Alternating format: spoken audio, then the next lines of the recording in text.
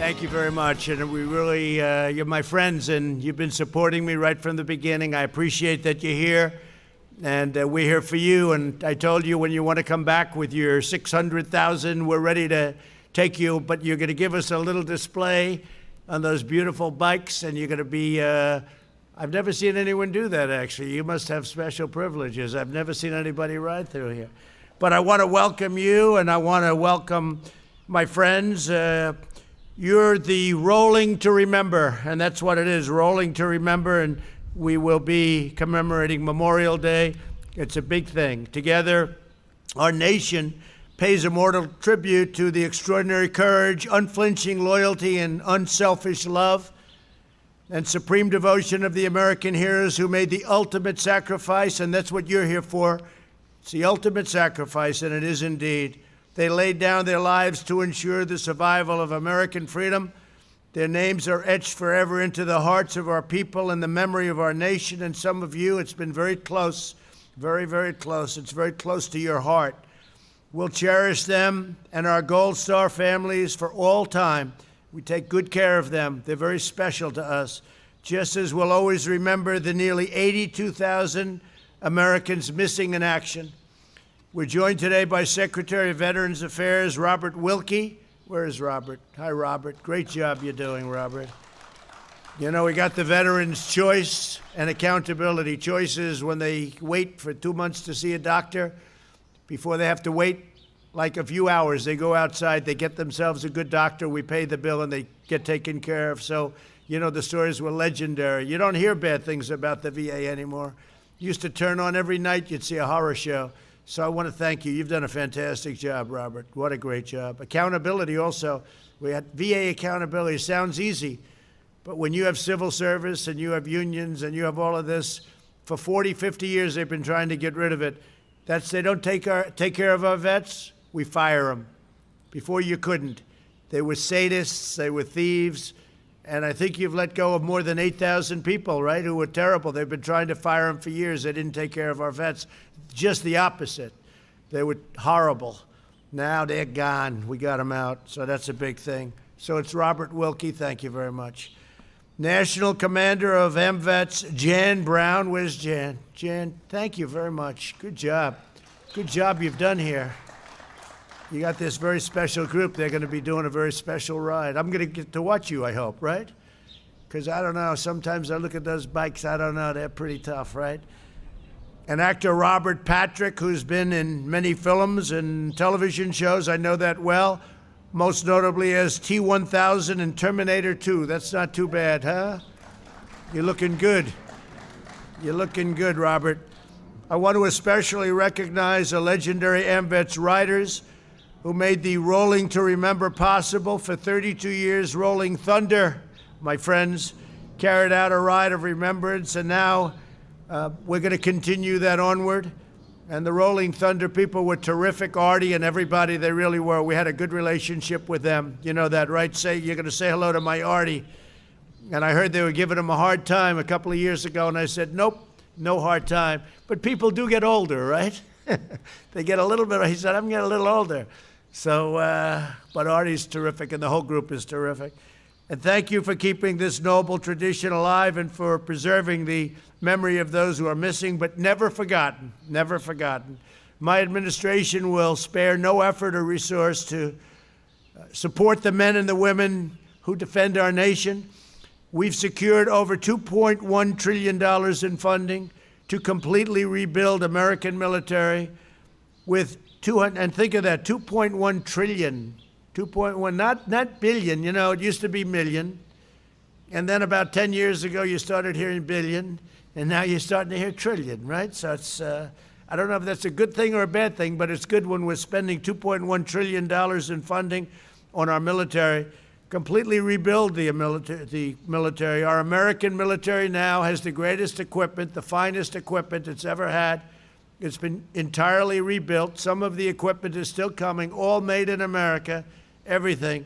And when I came here, and you people knew it better than anybody, our military was depleted, just like the shelves were empty from medical equipment. We didn't have ventilators. We didn't have testing. We didn't have anything. And now we have great testing, the best in the world. We have great ventilators. We're making thousands and thousands of them. And we're actually now so loaded with ventilators that we're helping other countries and therefore saving lives also. But our American military with 281, that's a lot of planes, F-35 fighter jets, the best in the world, 453 Abrams tanks, 14,400 tactical combat vehicles, 2 aircraft carriers, 36 additional battleships, and much more. All made in the USA. So importantly, we're giving our service members the resources, tools, and equipment they need. We're even getting brand new, beautiful uniforms. Doesn't sound like much. If I told you what it costs, it's a lot for the Army. The Army has new uniforms, and they are gorgeous.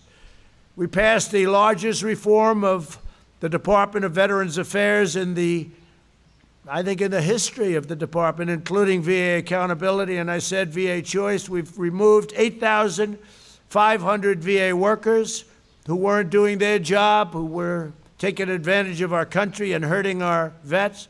The percentage of veterans reporting they trust services, think of that. They trust services, so they report, and they say they trust services, has reached the highest in the history of the VA, Secretary. That's a big statement. So the percentage of veterans reporting that they trust the VA and the VA services is now the highest in the history of the service. Satisfaction with the VA outpatient care has reached 89%, and we're not going to rest until we have it at 100%, Robert. I also formed the Prevents. It's called Prevents Task Force. Well, you guys, how many are vets here? Big difference between now and the way it used to be, right? Big difference. I also formed the Prevents. I got to be careful when I ask that question. Sometimes somebody could say, oh, we used to like it better. That would not be good, right? You know that would go in the fake news immediately, right? That's all they'd cover, so I have to be very careful, but thank you. I also formed the Prevents Task Force to fight the tragedy of veteran suicide, which is an unbelievable tragedy. And we actually have medications that we're working on. They have one from Johnson & Johnson, which is a inhaler, and it's been very effective. We've ordered, I think, thousands of units of that, thousands and thousands, and we're using it. When the invisible enemy struck our country, my administration quickly secured VA medical facilities. We're keeping the sacred covenant. We're protecting those who sacrifice so much to protect us. I was very early. In fact, out of many, many people, I was the only one that wanted to do it. I guess I was the only one that mattered, but I kept China out of the United States. I put a ban on China in January. And I took a lot of heat. Joe Biden said, oh, he's xenophobic. Oh, that's right. Yeah. But a month later, he said I was right.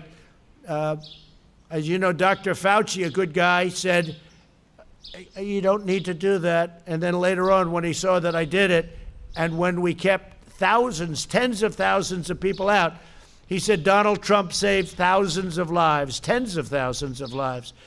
And we did. So we did it very early, and that was a very important, the ban on Chinese people from China coming in, because I was seeing how badly infected the one area, Wuhan, was.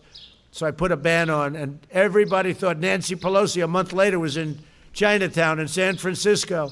She's dancing in the streets of Chinatown, trying to say it's okay to come to the United States. It's fine. It's wonderful. Come on in. Bring your infection with you. And then she said, he should have done it earlier, about me. And she's dancing a month later. These people are sick. Anyway, last year I signed the National POW MIA Flag Act, which requires that all federal buildings fly the POW MIA flag in addition to the American flag in the months, right? And you see them all over Washington now. And they could be separate from the flag. You could do a separate placement, or you could put it under the flag. In the months since, that righteous flag has proudly flown over the White House. You probably noticed it today. But that reminder is the work left, and we have work left, but we have to get it. We have to win the White House. Otherwise, a lot of the great things that we've done, we're going to do great with our economy. We're going to see, you already see it starting to happen. We're trying to get some governors, they're not opening up, but they'll be opening up pretty quickly. Today, I just spoke to CDC. We want our churches and our places of faith and worship, we want them to open, and CDC is going to be, I believe today, they're going to be issuing a very strong recommendation, and I'm going to be talking about that in a little while. But they're going to be opening up very soon. We want our churches open. We want our places of faith, synagogues, we want them open, and that's going to start happening. I consider them essential, and that's one of the things we're saying. We're going to make that essential. You know, they have places essential that aren't essential, and they open, and yet the churches aren't allowed to open, and the synagogues, and again, places of faith, mosques, places of faith. So that's going to see that, and you're going to see that. I just want to say you've been tremendous supporters of mine. The bikers, I call them the bikers. The bikers, for whatever reason, you liked me from the beginning, and I like you from the beginning. And I remember I went to Hilton Head, and I went to other places, and there'd be thousands of bikes outside, and they were all in support. And they actually said, no, we don't have to, because there was no room. We've never had an empty seat from the time I came down the escalator with our future first lady. Who would have thought, right? Remember they were saying, what's he doing? But there were a lot of people that thought we'd win, and we won pretty easily, too. 306 to 223, that's pretty easy. And we went through a primary that was tough, and you were there with me. We went through an election, and that was tough, and you were there with me. Always there, the bikers. I think, what do I have, 98%, 95%? We're trying to find who are the 3% or the 2%. We're looking for them, right? We're all looking for them. But I'll never forget, I made a speech in a place that was packed. You couldn't get in. I said, fellas, I'll do a second one. They said, no, we don't have to hear. We know what you're about. We know where you're coming from, sir. We're here to protect you. We're not here to listen. We're here to protect you. I never forgot it. I never felt so safe. And there were a lot of rough guys in that little group of about 1,000 bikes, by the way, maybe more than that. A lot of rough people, but I tell you, to me, they were beautiful people. But I never forgot that. We're not here to hear your speech, sir. We're here to protect you. And I thought it was an incredible thing. So you've been my friends. I want to thank you very much for it. Get those engines started. I want to see you guys drive around and drive as fast as you can, but don't get hurt.